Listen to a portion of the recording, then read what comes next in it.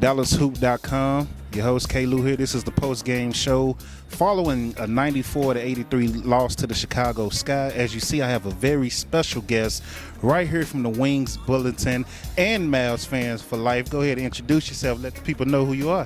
Thanks, Kev, for having me. Landon Thomas, owner and reporter for Mavs Fans for Life, and also the Wings Bulletin, covering the Dallas Mavericks and Dallas Wings. Yes, sir. Mr. 6'5" himself. Mr. 6'5" himself. Y'all see, I got to stand on my tippy toes, but now, man, this team, we're looking at 1-6 right now. You just lost 2 straight to Chicago, a team that you probably had no business losing to. The first game really didn't surprise me because Chicago played hard against Phoenix. They were up by 17 at one point, and they were just desperate for that first win. But tonight, even without Page and Ty Harris, with them being out, it just seemed like that's a game that you should have won. And it kind of got out of hand in the fourth quarter. What are your thoughts on this game and the team so far? Well, you said it best. I mean, it got out of hand. Obviously, without Page and without Ty, you're losing 2 good ball handlers, distributors, and who really play efficient, who really play high IQ. So a lot of players were getting the ball. You would like to see more structure within the offense, because it's really sporadic. When you're watching this team play, a lot of players get a lot of usage, and you would like to see that hone in just a little bit to have more structure and have players who can create offense within the flow of the game. Right. So speaking of the flow of the game, your thoughts on the free-flowing, the new system free-flowing offense?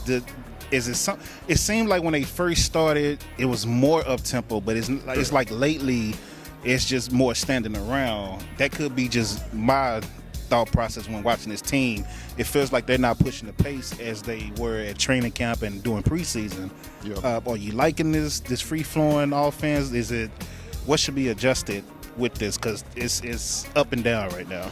Yeah, like you said, at the beginning of the season, a lot of players were moving without the ball and with the ball. But as of late, there's a lot of players standing, and then this is kind of like half free flow offense. But overall, I like the free flow offense with the right personnel. And I don't think with this personnel, especially with the post, you really want players who can pass and who can shoot. Right. When you look at the Lynx, Minnesota Lynx, those type of teams, they have posts who are versatile in their passing game, and then also their shooting. They can spread the floor and space the floor, and it just makes it hard to guard 5 players, 5 out. So it does work, but with this roster, especially NaLyssa Smith and Myisha Hines-Allen and Tierra McCowan, I don't think that offense would be great for those type of players. Myisha, she's a great distributor, but doesn't shoot outside. Right. And NaLyssa Smith doesn't shoot outside. McCowan doesn't shoot outside. So you're really knowing that they're going to roll to the game. So I think it would be better with a different personnel. Right. And see, like you said, there was times where we had some of those ladies wide open, and they wouldn't shoot it. And we've seen them the few times that they have shot the ball that they actually make it. Yeah. That's the crazy thing about it, but they still, I don't know if it's a confidence thing, I don't know, but they just still refuse to shoot the ball when they get there. So the next game, 2 days away, you're taking on Seattle again in Seattle. Without Page, and probably you might get Ty back. No guarantees, but right now without Page for sure. What's your thoughts on that game? It's going to be tough. I mean, I'm actually surprised because, to be honest, it seems like the Storm got better after trading Jewel Lloyd, which is crazy to say. Which is crazy. But they've really been rocking it, and that's going to be tough to defeat, especially without Page, maybe without Ty, like you said. Because you see tonight, Storm are a higher quality team than the Chicago Sky, and they struggled the last 2 games. So it's going to be tough, but they definitely need to lock in defensively, and then they got to hone in on where the shots are coming from, because right now that's another layer of the free-flowing offenses. You don't know where the shots are coming from. Right. But in the case of the Wings, that could be a bad thing where you don't know where the shots are coming from. So that's a question I meant to ask Coach. So I asked you, do you think they're now to the point since they're 1-6, or at the time they were 1-5? Do you think they're overthinking? Yeah, I mean, it was a lot of turnovers that shouldn't have been turnovers, where wide open pass and they just missed the ball or they overthrew it. It was so. Is it how? I really meant to ask Coach this, so I apologize to the people that watch my channel. I didn't get to ask Coach that question about them overthinking and things like that and how you avoid it, because that's just a natural thing to do. Once you have the talent, but once you start losing, you start off bad, you tend to overthink. And I saw a little overthinking tonight, just in my opinion. But with that said, I don't see them beating Seattle. I just have to be honest. Anything can happen, but the way they're playing right now, I just don't see them beating Seattle. Any final words before we let you go? No, I mean, just to respond to the overthinking, I think it's human nature to overthink when you haven't played, with the players on the team.